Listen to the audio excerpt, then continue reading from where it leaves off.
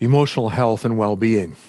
The subject is absolutely vast. It's a privilege and a pressure to provide the anchor keynote, but what angle was I going to take? I asked myself, how do I provide the conceptual foundations for this conference? Now, I knew I didn't have to convince you that emotional health and well-being matters, or even that it matters most. I am sure that if you're signing up for a conference with emotional health and well-being as a title, I am certainly preaching to the choir in this sense. You have self-selected for the choir. So I thought, well, how is it that emotional health is going to be accomplished? How is it that we make this a priority in our parenting and teaching? And how should this realization change our everyday interactions with our children and our students? How should we be thinking about this with regards to ourselves? Now, the handle that is usually used for this topic, especially when experts are involved, is mental health.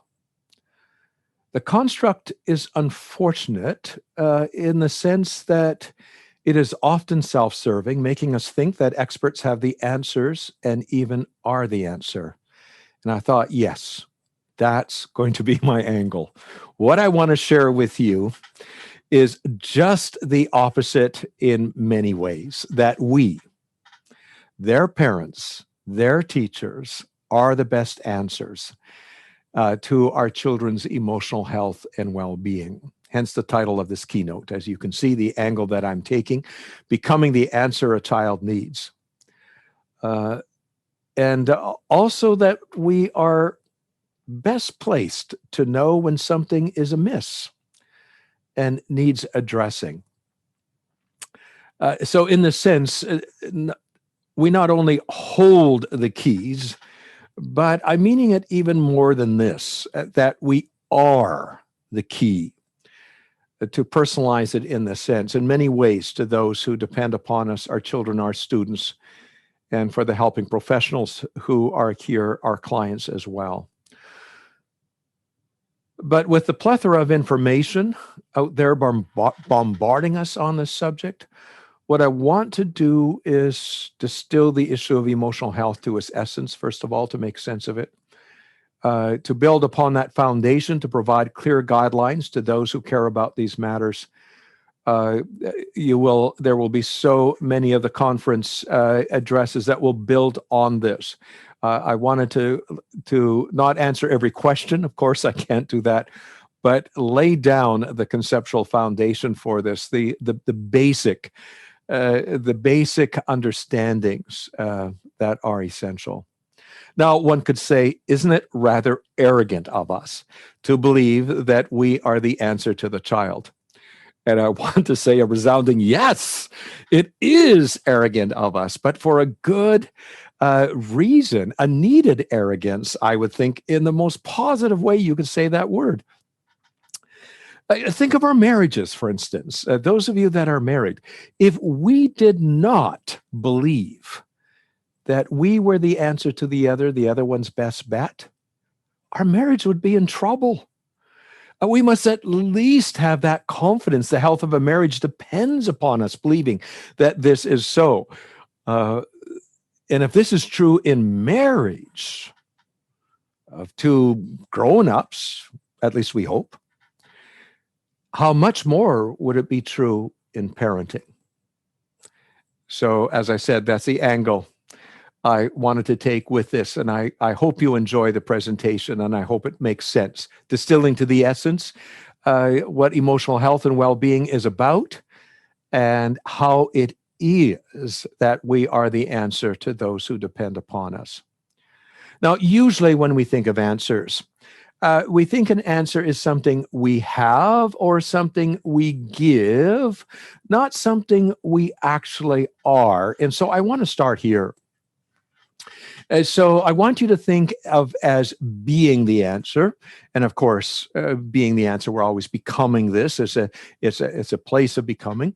But instead of having the answers to raising children, we think of having the right answer, the correct answer. The big question is, what do I do as a parent or a teacher? There must be somebody who knows the answers there. There must be some book that's out there that can help me with this, because, oh my goodness, it can be confusing. The irony is, of course, is that the more we look for the right answer, the more likely we are to lose our confidence in being our child's answer. That's the irony. And there is a huge crisis of confidence in today's parents and teachers, absolutely bewildered by the plethora of information available for them. And yet, the more we know, it seems, the less able to function as our children's answer. And so I want you to think of being rather than having, and being rather than giving the answers. That is, being the source of knowledge for their world. Now, this was always a traditional role of the parent and the teacher, to be the source of information about the world, their values, their God, their sexuality. Now, we're losing that place in this world. As Neil Postman pointed out, that great American social critic, he thought that the internet had actually put the final nail into the coffin of parenting. As he pointed out, parents were no longer the answer to food. And that actually is a big deal in traditional cultures. Parents are the answer, but the fridge has taken over from that. And it said, not being the source of information about a child's world surely is going to be the death knell of parenthood as we know it. And I want to say a resounding no to that. No, Neil Postman, you got it wrong. You got it wrong. Yes, it would be better. I would love if we could find a way of getting back to being the answer to food and to being the answer to the things that are important to the child, the source of information. But we've lost that battle. And I don't think there's a way for many of us to get back to it. But it is much more important than to give the answers to our children, is to be the answer to what it is they are seeking. And I'm going to elaborate on that, of course, but to be the answer to what they are seeking. It is more a matter of being than of doing. It's more a matter of relationship than action. It's less about what we do and more about who we are to our children, who we are to our students, who we are to our clients. And becoming the answer is as opposed to someone else being the answer. Now, the way it works is we're always looking for answers. We're always looking for our answer, so to speak, even as adults. So the answer here is as opposed to someone else being the answer. A peer, I speak and hold on to your kids about peer orientation, where children are looking to each other for the answer to belonging, to significance, to a sibling, to a peer group, to an adult who does not have their best interests at heart, even a cult leader. It is we need to be the answer to those who are depending upon us. And so again, it is, I couldn't think of a better way of saying it than to become the answer a child needs. And I hope the presentation will make sense in this way and lay the foundation. And I'm going to move here to a diagram I put together of a while ago now. I had the privilege and the honor of being invited to give a special anniversary celebration of the Year of the Family, United Nations Year of the Family, to a United Nations sponsored address in Europe. I later gave the same address at the Parliament buildings of the European Union in Brussels. And it was, in a sense, a pressure, as a keynote always is. It was a tremendous privilege. to be entrusted with this, to put all the pieces together. And it was a tremendous exercise. I enjoyed it tremendously. And putting all the pieces together, it was what are the irreducible needs of a child to realize their full potential, not just to survive, but to become all that they were meant to be. Uh, Today, we stand in danger of losing the forests for the trees. We have great difficulty getting to what is really the important for all the things that are urgent. And we lose the big picture, so to speak, of what it is that our children need. And I just want to remind ourselves and bring back this diagram I put together here. I'm not going to give this address now. I'm taking a different angle at it. But the diagram is about the irreducible needs of a child for the realization of human potential. What is required? And you'll notice that at the bottom of this diagram is not survival. For those of you familiar with Abraham Maslow's diagram of survival that he made in the late 1940s, early 1950s, before we knew that much about attachment, he had survival as coming before what we would now call attachment needs. He hadn't specified that as such, but what absolutely revolutionized and should revolutionize our thinking is the fact that it is attachment, not survival.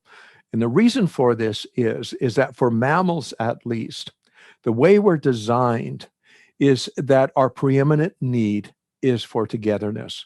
Because when we experience togetherness, we have the greatest probability of surviving. Part of togetherness instincts, as we will look at, is the instinct to care, is part of the whole family of pursuing contact and closeness. So even though you could say survival is our need, it is not our preeminent drive. We don't actually feel it as a need. We don't feel shelter as a need. We don't feel safety as a need. If something happens, an atrocity, an earthquake, or so on, we're all the same. We are all one thing in mind. How do we get to the side of our loved ones? Where's mommy? Where's daddy? Where's my husband? Where's my wife? Where's my children? Where's grandma? Where's grandpa? To get to the side of our loved ones. And all the mammals are the same. They will go through danger to get to the side. So it's an attachment that is there. It's at the bottom of the pyramid. And of course, most of my courses are all about attachment that is there. It's our need. Yes, we could say a need to survive, but our drive is for togetherness. It's how nature takes care of us by getting us stuck on each other. Now, the next one is feelings. Now, this again may surprise us because feelings have not come to the fore in much conversation at all. Notice we said not emotions. We didn't say ideas. We didn't say behavior. We didn't say thoughts, but feelings. It turns out that feelings are somewhat separate from emotions. We can feel our emotions or not feel our emotions. We can feel our tiredness or not feel it. We can feel our hunger. And so we can feel our body. And we need to feel our body. We need to feel our instincts. And part of those instincts are our instincts to attach and our instincts to care. And we need to feel ourselves and especially feel attached. And we need to feel at rest. And we need to feel our instinct to play, to feel playful. We usually see feelings still as the problem, not the answer. We're still saying, oh, don't feel that way, calm down, get a hold of yourself, don't be so. And so feelings are we don't really see them as our treasure, as absolutely the need of a child to realize their potential, but they are. And fortunately, there's a growing science that puts feelings right front and center. Then there's rest. Notice, not work, but we believe in work. We believe in outcomes. We believe in goals and 5-year plans and striving for this. No. All good things when it comes to the realization of potential comes from a place of rest. Now we say, I know that. And of course, we know that theoretically, but how do we translate that into actual practice? And then there's play. A brand new science of play, hardly even 2 decades old yet. That which is right before us, we consider to be frivolous. We always consider it to be, in fact, its definition in science was activity without purpose, only to find out that the joke was on us. that play has huge purpose. It is the leading edge. It is a place of activated rest. In fact, if we take play away from the equation, even with monkeys, with mammals, if we take play, oh my goodness, there's all kinds of problems that come that we could call emotional health problems or mental problems, whatever it is, but they are there as well. These four irreducible needs for the realization of human potential, it boils down to this. A kind of a rewriting of Maslow's hierarchy of needs, so to speak. They are the path to emotional health and well-being, as well as to becoming fully human and humane. They are also the indicators of well-being. You can be quite intuitive about this. We know this, for instance, with our dogs, especially our cats, for instance. If they've been through trauma, we know when they are getting better because their playfulness returns. They feel their play instinct. Their playfulness is there because they purr. They now again can feel at rest, and so we can see these probably more one step removed from ourselves. But these are true for us. These are the indicators, and it brings it right back to those who are in everyday contact with children, with students, because these intuitive indicators are there. When a child loses his playfulness, his restfulness, when he's losing his feelings, he's in trouble. We're in trouble when we lose our playfulness, restfulness, our feelings, and so on. And so something needs to be done. So these become the indicators of emotional health and well-being. And they are more than that. Something, when I was giving this address, I just felt it's not quite right. It's not quite right. There's something else here. I didn't know how to address it, because when you talk about needs, you talk about something that's rather passive and flat, like a need is either fulfilled or it's not. But these are not needs. Yes, they are needs, but there's something more than that. There's something far more than that. And how was I able to capture it? And I haven't been able to find the right words for it. I think the closest that I could really find for this is these are life forces. We can't command these. Nobody's been able to imitate these. We can no more make these happen than we can make life happen. They're not a matter of schooling. All the books in the world could not give you these. If they're life forces, could we not say that this is nature's workforce? And is this not invisible? We hardly even use the word nature. I continue to capitalize it when I use it, because you have to personify it in some way or another to get the sense of it.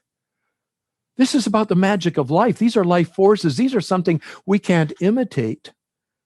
We can assist, play midwife too. We can do various things, but this is the invisible force. And I'm not much of a drawer. Unfortunately, school took it out of me because it turned it into an outcome-based thing. But every now in my PowerPoint, I tried, and I tried different images, and I ended up with this. And pardon my primitive art. It is indeed primitive. But I tried to capture the power and the movement and the spontaneity of this amazing team of life forces. Again, doing something that we've never been able to duplicate as humans. We can't duplicate life. We've never been able to do. None of these can be commanded. They are spontaneous, but not inevitable. You cannot learn them. They are not skills. They are not genetic. You cannot buy them in any store. No amount of money will give access to them. It answers the issues, because when I would go to these global conferences, they would say, if we could eliminate child poverty, we would have the answer. No. If these forces are not alive and well in us, the answer wouldn't unfold. If there were other answers, if we could make childcare universal, if we could get the best school system in the world, we would have the answers. No, no, no, and no. None of those will be the answer. But these are invisible. These are nature's, again, workforce, life forces, this winning team of dynamics. Words fail me here. I just don't know what to do. We've lost the vocabulary around this. But these have been covered up, this team of life forces. The role of nature in this has been covered up. Now, I put the bassinet in here. But I mean it for all of childhood. This was just to be a little bit humorous, putting the bassinet here. Now, you'll notice the attachment is that which hitches everything up. And it is true that attachment plays the anchor role. And I hope to reveal this. And I have play in the lead because play kind of draws the whole team along. And as I talk about it, you'll see that that's exactly where play is. And feeling and rest just kind of fit in the middle there. We'll cooperate if everything else is right. And we don't even have to think about them. But unfortunately, we've lost sight of this. Now, maybe this was supposed to be the wisdom that was embedded in our culture. I don't know. We've kind of lost our way with culture. Our culture serves the dollar. It doesn't serve the kinds of things that unfold human potential. But what's got in the way of all of these things, it seems to me, they've disappeared from view. And we've got all our attention has gone to all the things that are the result of human endeavor: work, school, skill, experience, achievement. Now, not that we can mess with genetics, but if we could, we would. Opportunity, socialization, proper conduct, and of course, the new word. We don't even realize this is a new word. Parenting as a word didn't even exist in previous generations. That it was something you do. It was parenthood. It was a state that was there, assuming that if you played your role in the right way, everything would unfold. These are what we're looking to for the answers. We're looking for the answers in all the wrong places. These are what we are giving credit to. All of these. They eclipse, they camouflage the brilliant design that is embedded in there, what nature's purpose is, what its team, again, it's a working team, its workforce of these life forces. So what I want to do is very briefly in the time we have is I'm not going to, I don't want to waste the time in speaking about these things, how they're not to the answer. What I want to do is get right to the core, the thick of it. I'll let the others build on this in various ways. But what I want to do is peel away this layer so that we can have a look at how attachment takes care of the child, how the child's feelings take care of them, how rest takes care of the child, and how play, that frivolous, purposeless activity that we just fill in the cracks and we think is about children, and how that does the work. Now, to do this, I was searching around, what analogy can I use? How can I do this? The analogy, as most of you know, is that I love is a plant analogy. It sounds almost sacred to developmentalists, the plant analogy, because it has to do with growth, something that you cannot make happen. You can't command growth in the geranium. You can't, say, okay, tomorrow I want another inch out of you or anything like that. It's not going to happen. Is that you have to provide the conditions that are conducive and growth happens. And this is the same thing as the unfolding of human potential happens. Emotional health and well-being happens. There are so many people who are working at it. It doesn't work that way. It's not something that you can make a list of and work at. It will happen if the conditions are conducive. But how is that to be done? Now, finally, there's two analogies that developmentalists use, the growth analogy and the womb analogy. And I thought, well, I use the growth analogy a lot, the plant analogy. I'm going to use the womb analogy. And so that's what I've done in this one. And it's a little bit of a force fit when you try to get the life forces into the womb, but I'm going to try and do this here.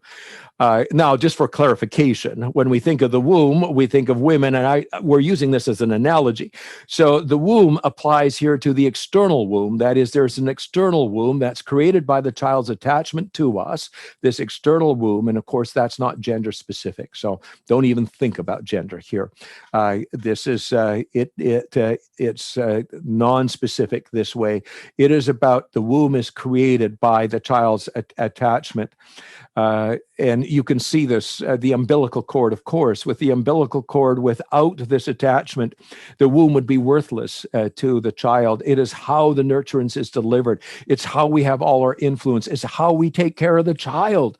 It's through the child's attachment to us. It's so basic. It's so clear when we think of the womb this way. And if we think of the external womb as being the recapitulation of this. Another basic theme in developmental science is the construct of recapitulation. The same truth gets recapitulated over and over and over again in different layers, and so on. And so it's this internal womb. So when a child attaches to us, we become their designated answer, whether we like it or not.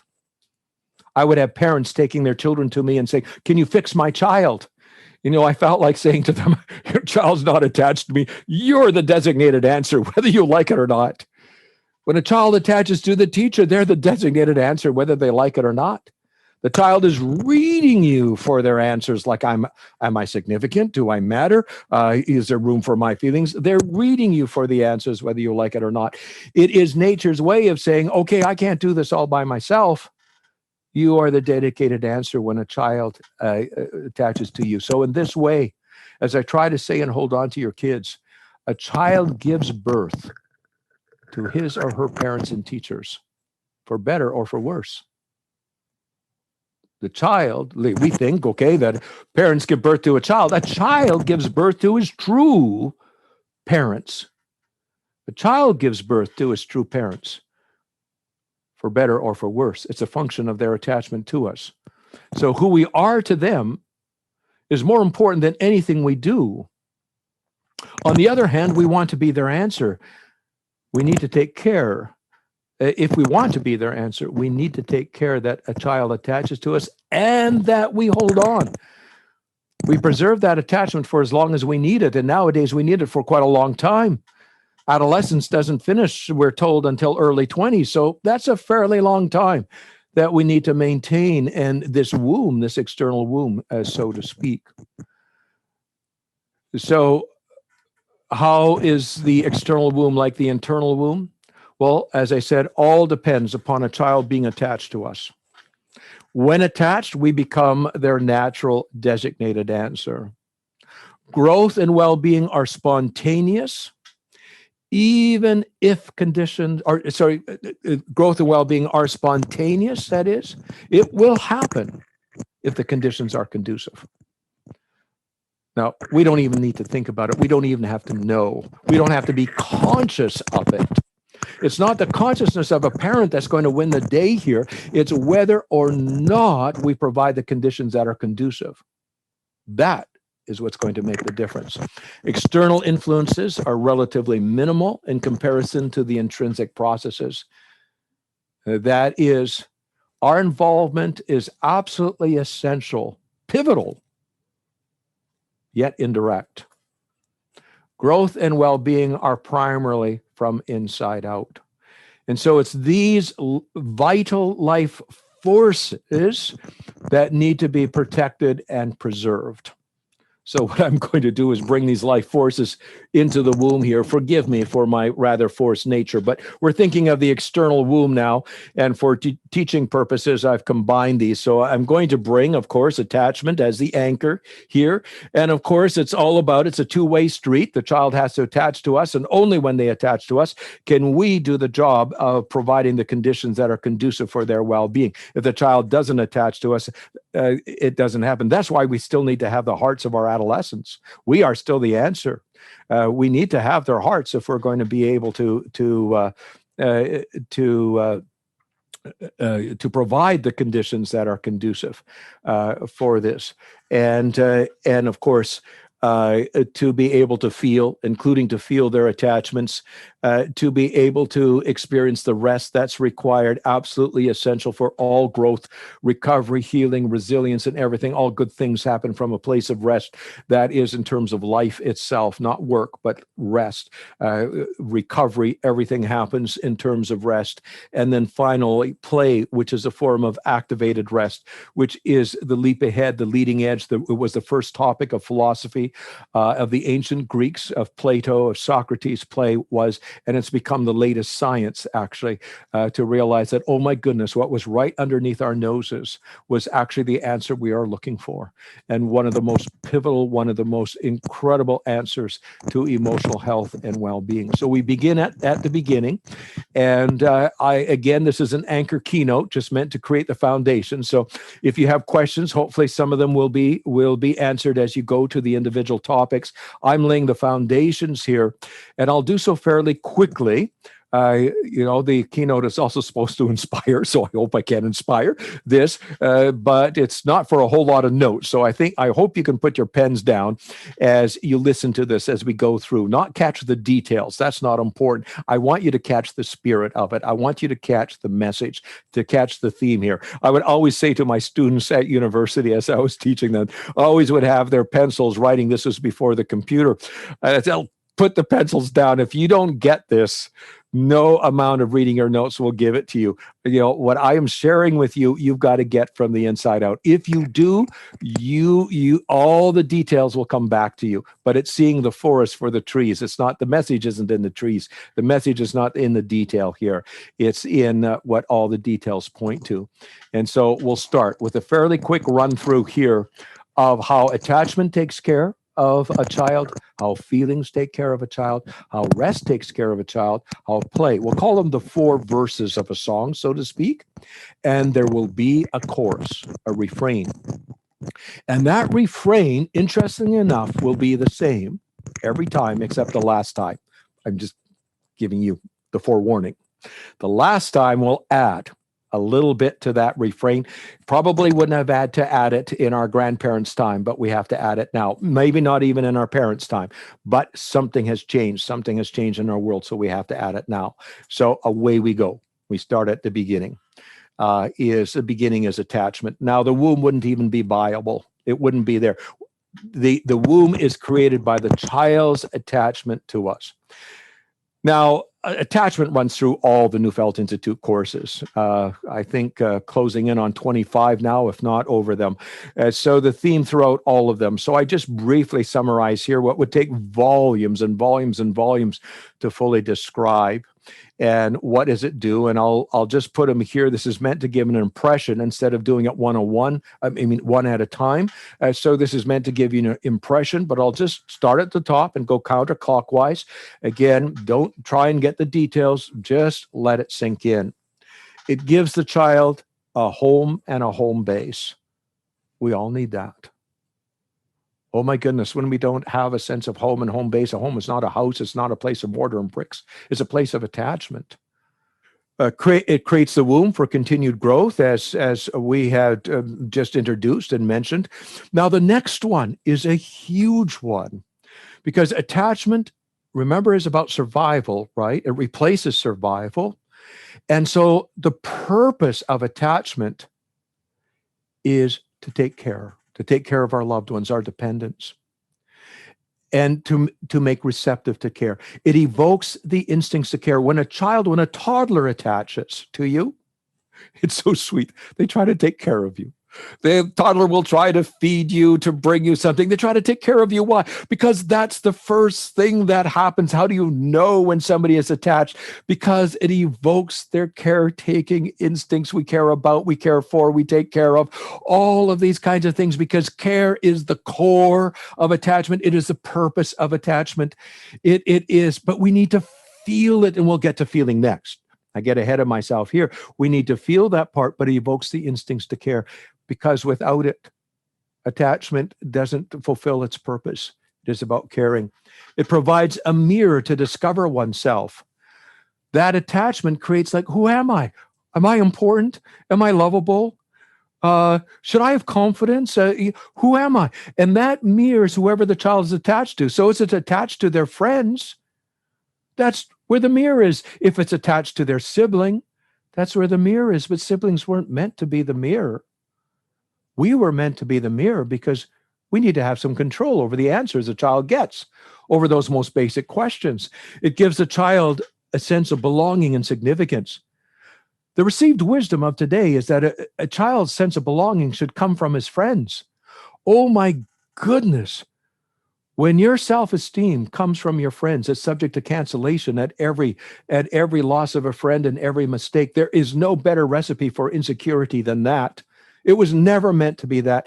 It's meant to be those who are responsible for the child's parents. They belong to us, and they should see the answer in ours. To be part of something, part of a family, part of a person is to look for us. We are the answer. Opens to the influence of those attached to. What were we thinking that we could, in a sense, teach to children who weren't attached to us? Because there is something that's automatically protecting them from this. Their shyness, their counter will.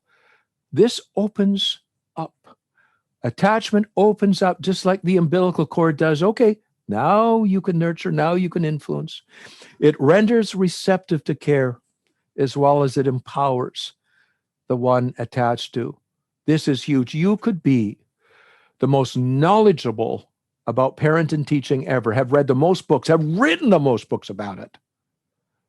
And still, when it comes to your own child and grandchild, if they're not attached to you, you are powerless to take care of them. You have no natural power. You may know all the right things to do, but the fundamental human dance of attachment isn't there. Attachment will take care of all of this. You need no books, you need no knowledge whatsoever, but the attachment needs to be there. And so where is the answer to this? Again, it's in attachment. It always has been. Ever since the beginning, it always has been. It provides a North Star to get one's bearings so that we don't feel lost. We're never lost when we're with those that we're attached to, even if they're lost. That's the beauty of it. A child never feels lost, even if mom and daddy really are lost. They never feel lost because, of course, if you're with them, then you're next. You get your bearings. Provides a model to emulate. I often get asked, well, shouldn't the child have, the teacher be a good model? Well, you're only as much of a model as a child is attached to you. And if they're attached to somebody else, then they are the models to them. A child will imitate, emulate, speak like, talk like, dress like, act like, walk like those to whom they're attached. So they need to be attached to those who are meant to be their answers. Activates powerful togetherness instincts to keep a child close to home so that we don't have to go running after them all the time. All of this is meant to be together. We should be able to walk like the mother goose and know that our children, the instincts of togetherness, keep them there. We shouldn't always having to be. It saddens me tremendously when I see these preschools and kindergartens of the kids actually tied through a string to each other and so on. Oh my goodness, where is attachment? Where is attachment? They should all be attached to those who are dependent upon them. So this is attachment. Now, much could be said about this. And I do say a lot about this in the courses, but I just want to give you the impression here. The point here is, and this is the chorus. So I want you to recognize the chorus. This is the chorus. We become the answer a child needs when we take care of the child's attachment to us. So instead of thinking of, well, how do I take care of the child? Think, well, attachment will take care of the child, but how do I take care of the attachment? Like, that's kind of up to me. So taking care of the attachment, whether it's my baby, my 5-year-old, my 10-year-old, my adolescent, that's kind of up to me.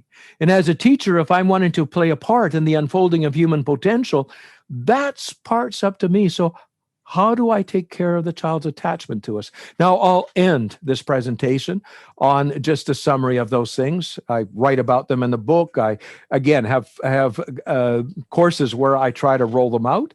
And some of these will be expanded on the other sessions that you're going to listen to.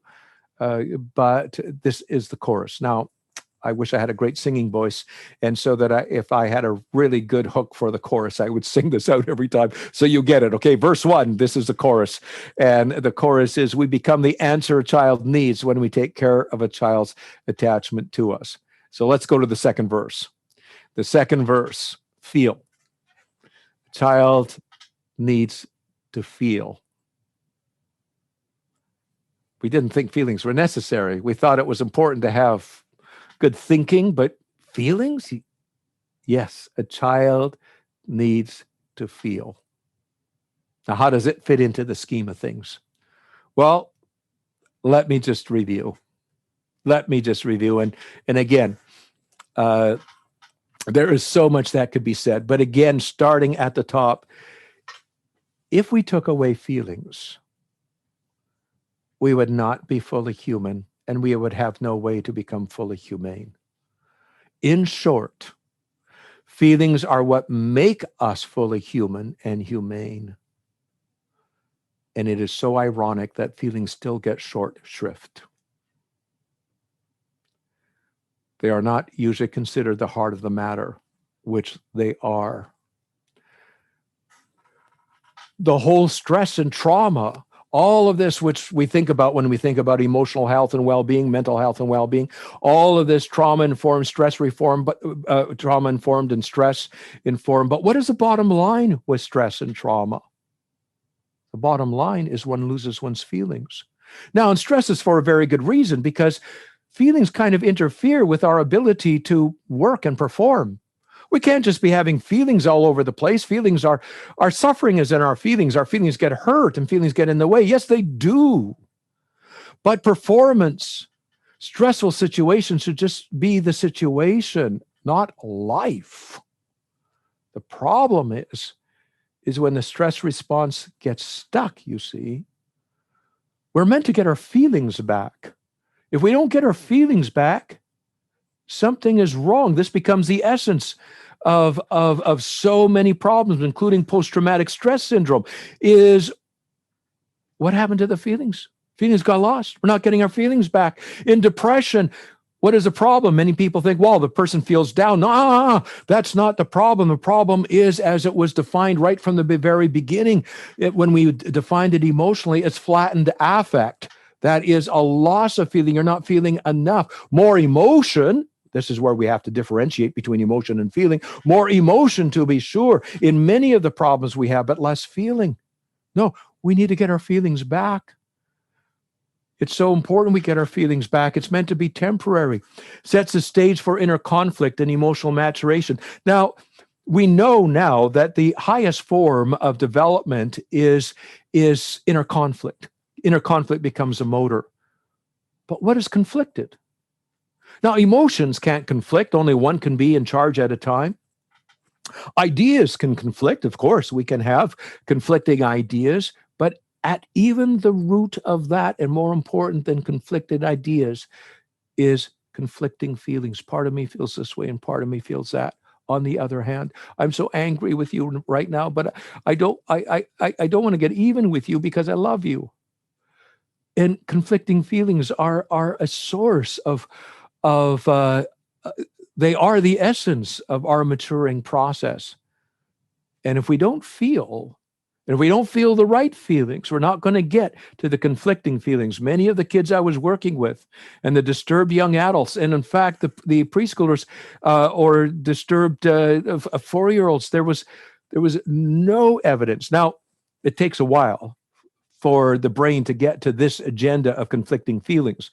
Usually you don't see evidence of it until 5 years of age, and somewhere between 5 and 7. If you're more intense, it will take longer. But the point is that it's spontaneous when it happens. Nobody has to be taught this. The maturing process is spontaneous.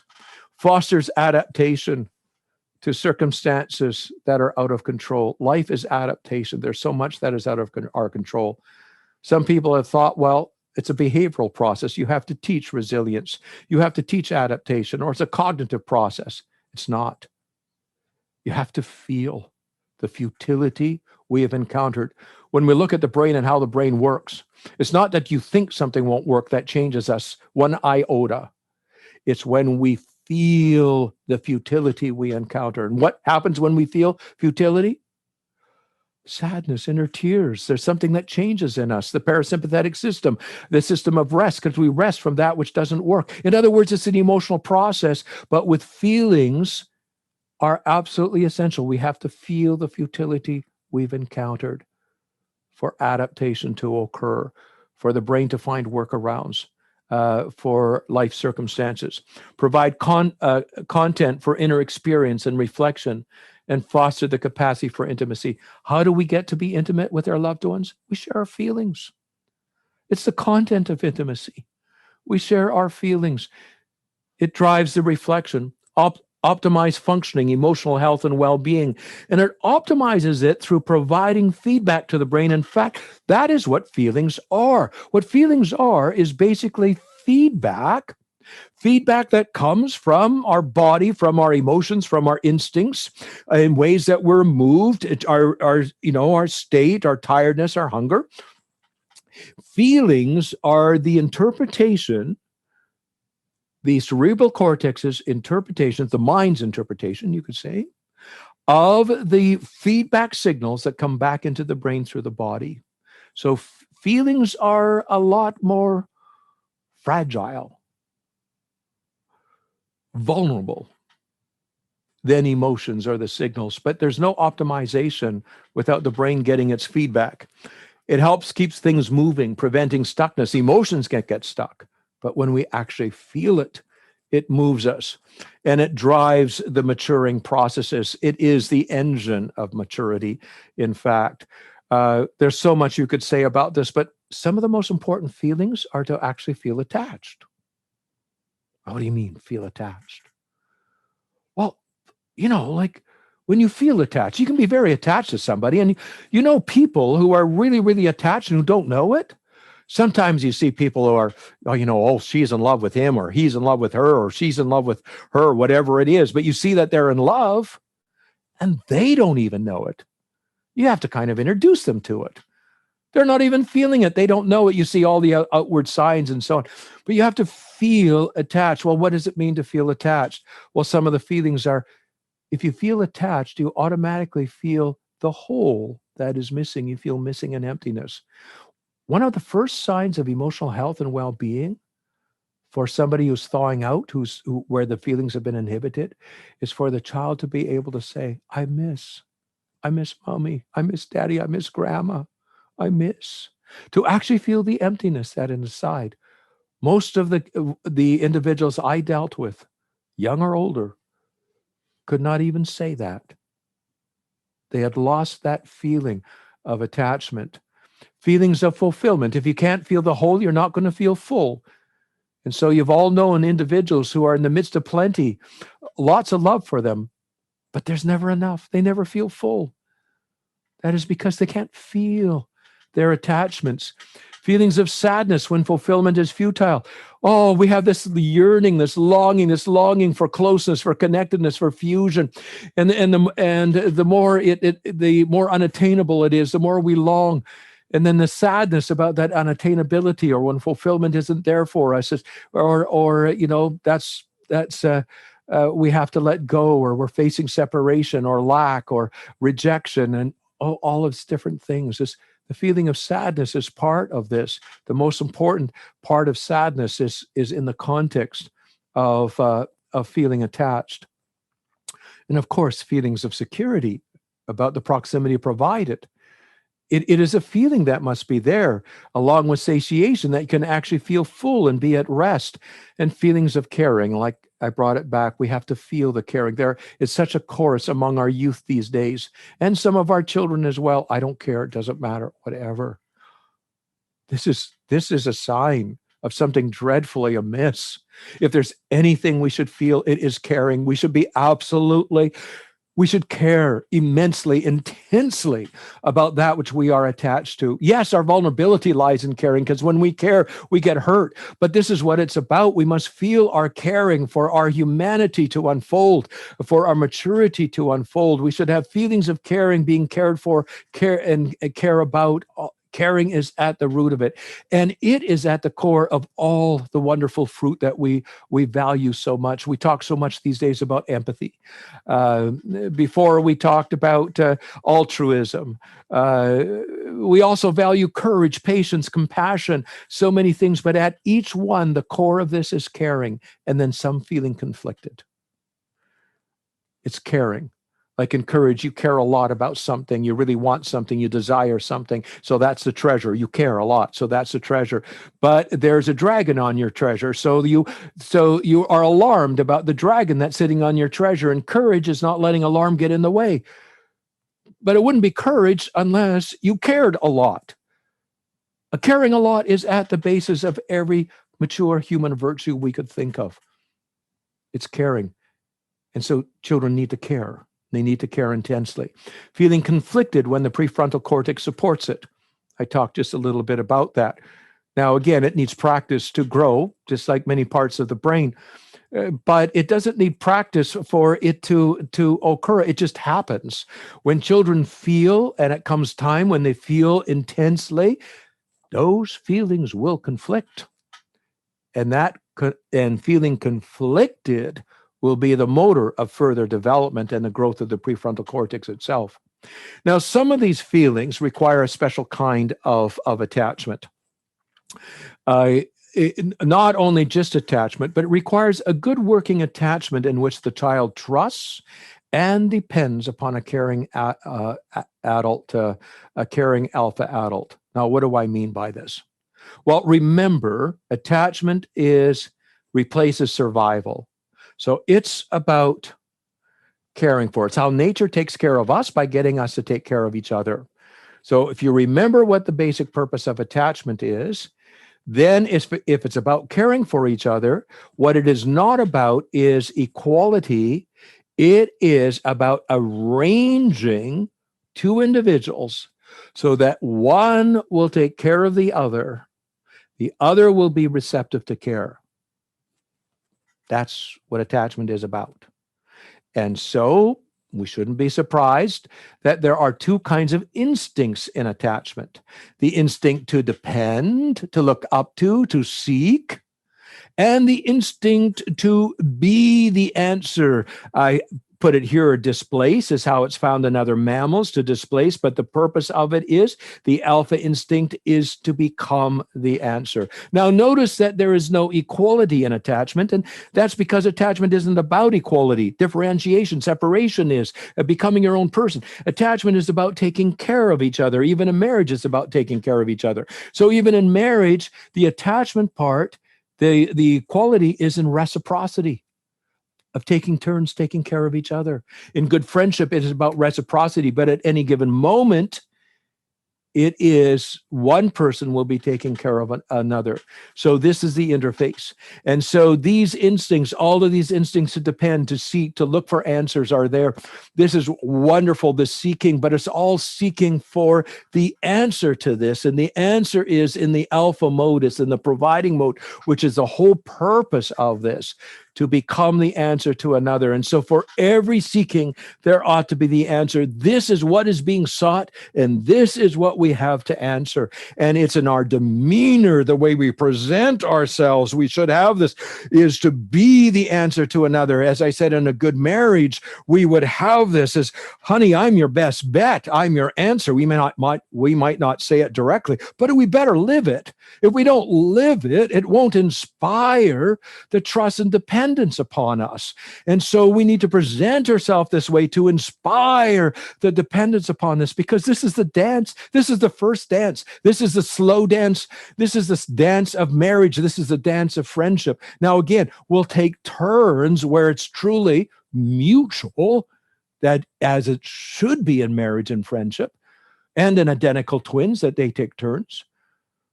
But the fact is that nature is busy trying to arrange this. And so if it doesn't have an obvious arrangement, or if the parent isn't presenting oneself as the answer, most of it is bluff, because you don't even know what you're the answer to. It's just that you got to think this way. Your energy has to be this way. Is we are our student's best bet. We are our child's best bet. We are our spouse's best bet. You think this way, it becomes true. Not you figure out it. No. You think this way, you enter into this, you enter into the alpha caring mode. It becomes true. It inspires this. And this is what is necessary, is this dance, is again why we become the answer. Again, it's not a matter of knowledge. There's some place in the heart for this where we can discover everybody has alpha instincts in them. Everybody has a capability of acting as if they are the answer to the other. The more we act as if, the more it becomes true. And so in this case, we need to find that place. It's an intuitive place, a very deep place in us. And so we come to this again, this diagram of feeling attached. Requires a good working attachment in which the child trusts and depends upon a caring alpha adult. But the problem is, as I alluded to, the trouble with feelings is that they are fleeting, they are fragile, they are vulnerable. They're often inhibited because the brain is under stress. It has work to do. We have to perform. So feelings are sacrificed for the moment, only meant to be the moment. We should get them back. And therefore, in need of protection and recovery. We're always having to get our feelings back. Our children are always having to get their feelings back. So what is the answer to this? Well, the answer to this really was, attachment provides a lot of it, is that attachment actually creates a shield around the heart. One of the greatest studies, 90,000 adolescents, that what is the most important factor in emotional health and well-being? And that was a strong emotional connection with a caring adult. Why? Because when you are attached to someone you are dependent upon, emotionally connected, when you've given your heart to them, it means that you're not wounded anymore by all of the stresses, the woundings, the hurts that can happen outside, the rejections, the lacks and losses. Every child needs to be shielded. And we are the answer to this, a safe attachment shield against a wounding world. You see, it's only as they attach to us. It's why we still need to have the hearts of our adolescents. Why? Because they're getting hurt. They're getting hurt. They need to be shielded. And not only is it a shield, it is a sanctuary. That is, when we're around those that we're attached to, at least if the attachment is safe, we feel safe. Now, are we safe?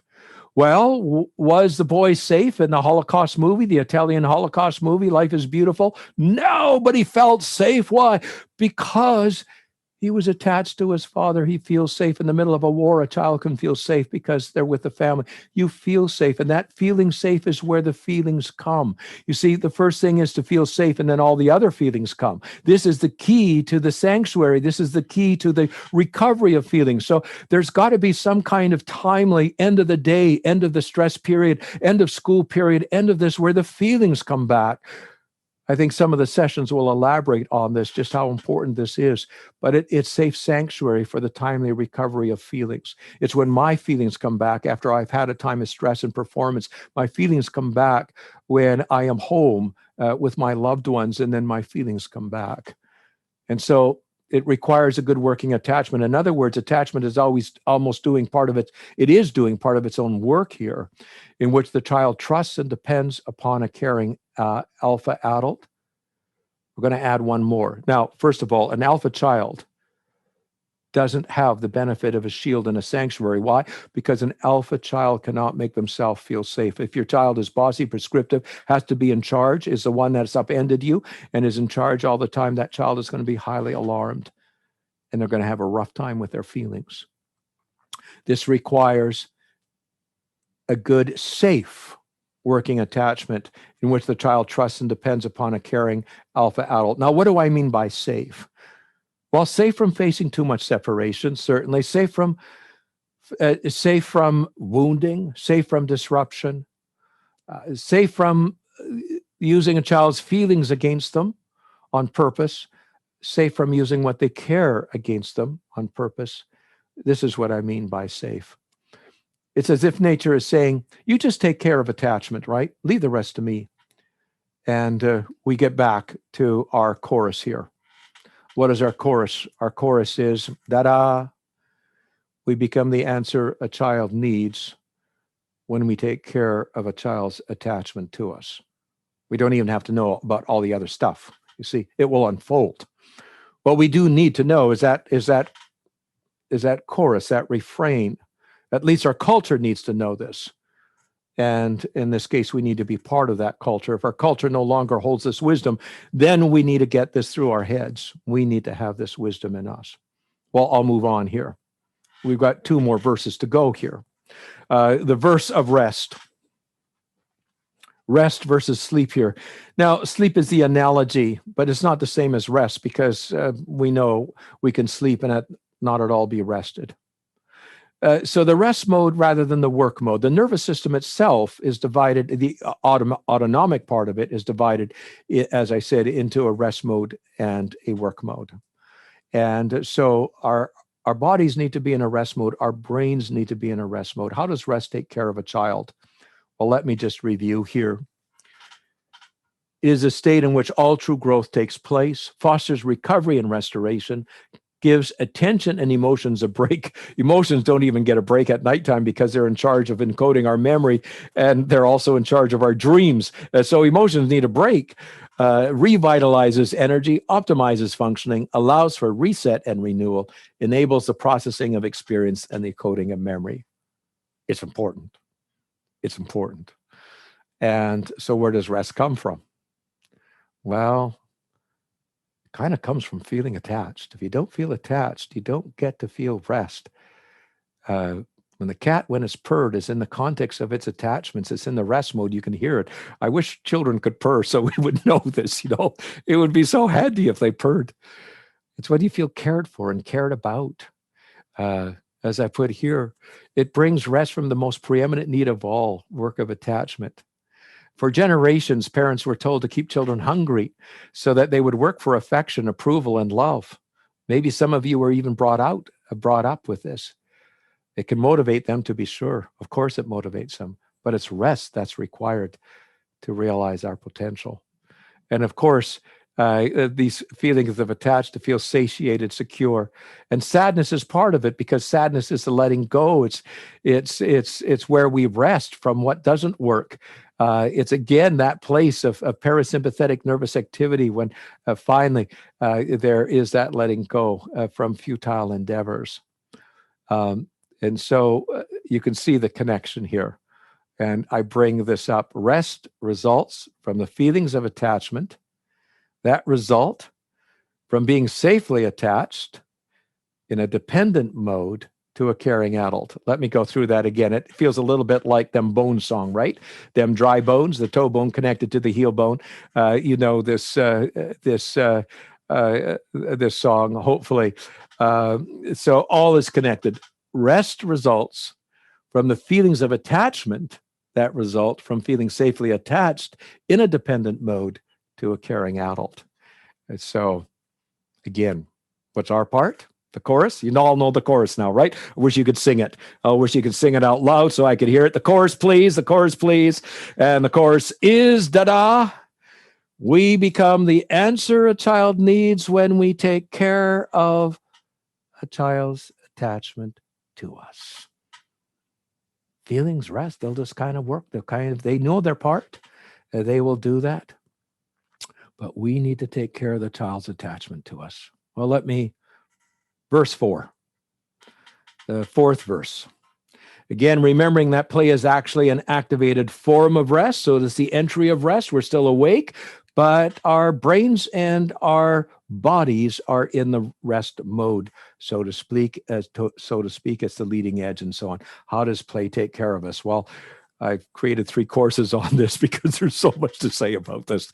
But I'll just review this here quite quickly. Provides a safe place for emotions to be felt and expressed. Oh my goodness, does it take care of feelings? I'll bring back an image to illustrate that point. Provides a safe place for highly charged instincts to be expressed. For alpha counterwill, attacking impulses. We should be drawing them all into play to preserve our relationships. Provides a protective greenhouse and creates a leading edge for all tender new growth. Gives a powerful but exhausting attachment and achievement drives a needed break. Preserves and exercises a child's will in a controlling world. This is important because it is a controlling world, and this is where they don't lose their will. They need a sense of will. It is a core to their sense of self. Frees problem solving to be creative. Frees attention to be interest-led. In fact, Curiosity is simply attention at play. Optimizes learning, provides a safe space to protect future roles and skills. It's huge. Now, the kind of play that I'm meaning here is I bring this into various places, and it's kind of play is obeys these 7 properties or has these 7 properties. Not everything we call play is play. Playoffs certainly aren't play. A lot of screenplay isn't play. Play is ultimately engaging. It is so engaging that we don't even have to think of the outcomes because we're engaged by the activity. And so if a child is playing a board game for the outcome only to win, or a screen game or whatever it is, it's all about outcome. That's not play for them. That is about outcomes. In play, you're engaged by the activity itself. So whatever game, whatever it is, it's only play for a child if it's the activity that would engage regardless of the outcome. It's not for real. You can be 2 sisters in real life, but when you're playing sisters, it doesn't count. You can yell at each other, scream at each other. Your parents may say, "Stop it, girls," but the girls will respond, "We're only playing." Why? Because it's not for real. It's a parenthesis. It's a bubble. And that's what the parenthesis is. Play is best when there is a clear beginning and a clear ending. Somehow play signals that we have that is there because it works best. Otherwise, play can be an escape out of reality because it's not for real. It's not stimulating. That is, it's not about movies, entertainment. It's not this, because there has to be something for the emotions to hook onto, for things to come from inside out. Play is always meant to serve getting the inside out. And it's always safe, not always safe physically, but safe in terms of feelings not getting hurt. And we're always free to play. Nobody can make us play. And so the will is preserved, and that plays a huge part. So if an activity has these properties, it will serve the functions of play. Now, how does play fit into, where does it come from? Well, of course, it flows from rest. In fact, it is rest, so it serves all the functions of rest. And of course, we're not free to play unless we're feeling attached, because attachment is the preeminent need. Even if wolf cubs can't, in a sense their attachment around them, all play stops. And so there's a sense of being able to take the attachment for granted. And that is the beautiful place in which play emanates. Now, what does play do? Well, play provides the rest that is needed, because that is what play is. And so it provides the rest that is needed. It takes care of feelings, which I'll illustrate in a moment. And we find out that we're most attractive to each other when in the play mode. It primes attachment and it protects attachment, because what it was meant to do is draw out all the difficult emotions, the attacking energy, all the misplaced alpha energy, the dominant energy, all of these things to come into the play. So what? So it doesn't hurt our relations. So play was meant to do this, but we don't use it that way anymore. So I want you to think of emotional playgrounds here. And of course, play takes care of feelings. It does so in a remarkable way. Emotions are not at work, so the inhibition of feelings is reversed. Play is safe, so feelings won't get hurt. Emotions are freer to move and so more likely to be felt and identified. Emotions are easier to feel when one step removed from real life. And what's more, a lot of times there's no words. In play, words don't get in the way, or the lack of them doesn't get in the way. So back to our Dem Bones song, right? Play results from the rest that results from the feelings of attachment that result from being safely attached in a dependent mode to a caring adult. All wonderfully connected. So the trouble with play is that it is not demanding, requires a space free of attachment, preoccupation, stimulation, and outcome-based activities. Oh my goodness, this new science of play, everybody in the science of play is sounding the alarm bell. Is children are losing their space for true play. The kind of play that is represented by the 7 properties that I showed you. That kind of play. Now there's lots of screenplay. There may be even lots of playground play. There's lots of games. We have all of that. There's lots of playoffs. There's lots of sports these days. All of these things, but they're outcome based. They are not the kind of play that is the play that the child needs. And so we are in trouble. It seems that culture preserved that play. For generations, the amount of play a child would get was the same. And now it is there in the last generation, children have lost that time of play, dangerously so. So nature appeared to have had the answer. In fact, a very significant answer.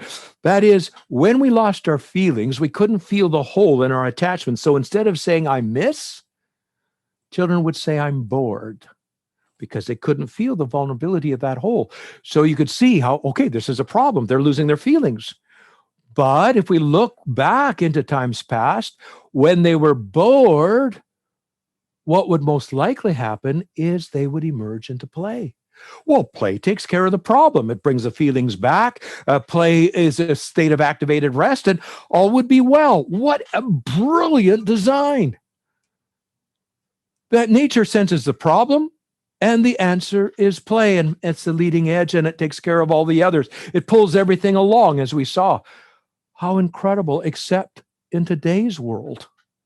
In today's world, something has happened very recently in that the answer to boredom is not this kind of play, it's entertainment.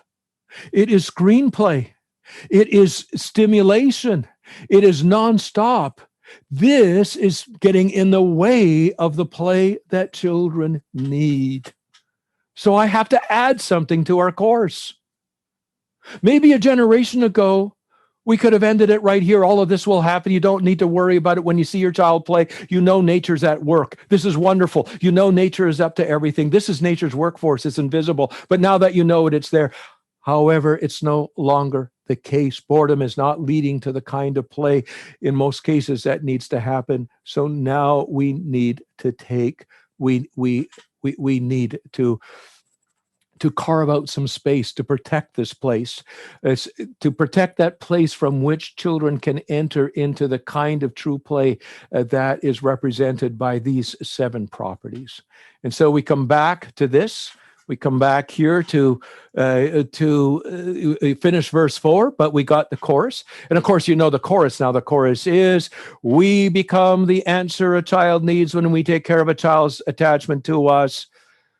Yes, but now we have something added for today's parents and teachers, as well as protect the space needed for true play.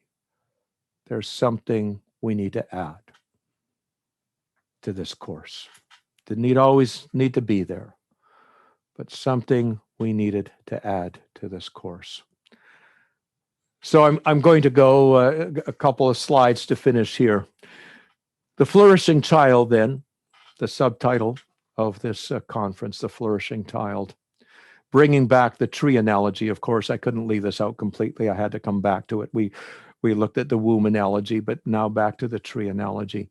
The story of the flourishing child, all this wonderful flourishing that is going on, is not about training, skill building, is not about trying to get the right schooling, is not about all of these kinds of things. It is about nurturing the roots and making room for play, but nurturing the roots is key on this. And the kind of roots here, this diagram shows up in most of my places. It's meant to illustrate how attachment is meant to develop, starting with the first 6 years of life, each root going a bit deeper, each of those 6 years of life. But as you can see here, this is what attachment looks like. This is how attachment should unfold.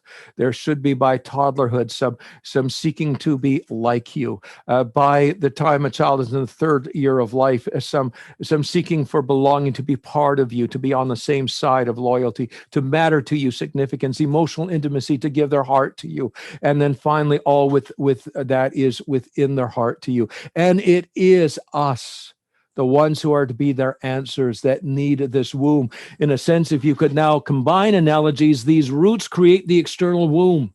So this is what we are taking care of. This is what we are nurturing. This is what we want to create, this part of it. Now, the problem with attachment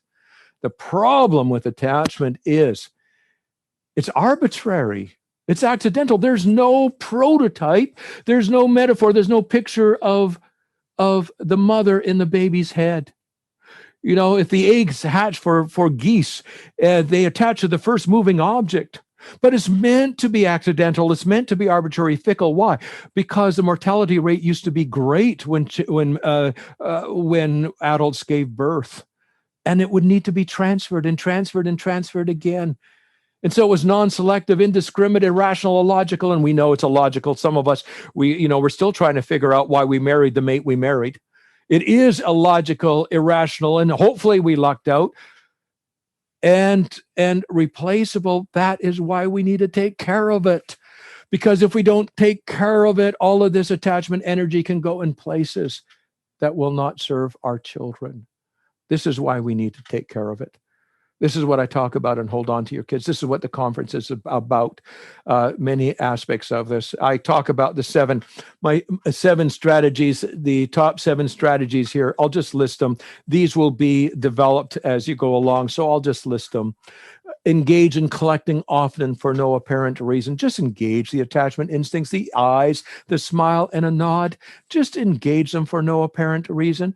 Nurture the relationship and establish an alpha lead by providing a touch of proximity to hold on to, a touch of warmth, a touch of significance, a touch of sameness. Convey a warm invitation to exist in your presence. Make it safe to attach by preserving the connection. It's our job to hold on to your children, bridging anything that could divide. Don't let anything come in between. Focus on what stays the same, what's important. I'm still your dad. I'm still your mom. Don't let anything break the union. Inspire trust and dependence by taking care of the child. That's our job. Fulfill attachment needs by always providing more than is pursued. Stay in the lead again. Just like inspire trust and dependence by taking care of the child. Be in the need. Present yourself. Inspire that. Safeguard against losing a child to competing attachments through employing rituals of connection.